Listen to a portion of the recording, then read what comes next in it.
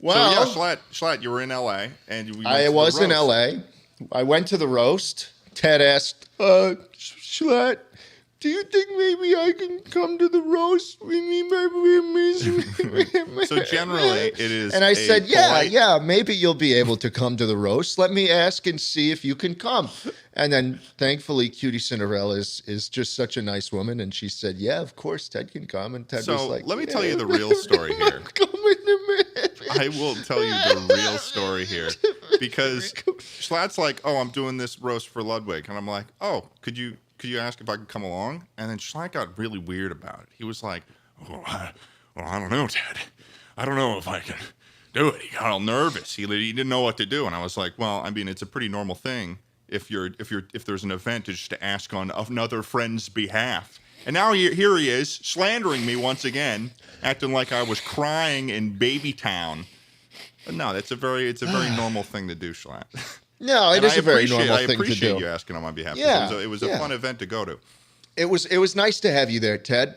And then the next day when I was home and we decided, hey, all the friends are going to hang with Pokimane today. Ted once again comes crawling back to me. You are my friend in LA. I want to hang out with you. You think you'd be okay?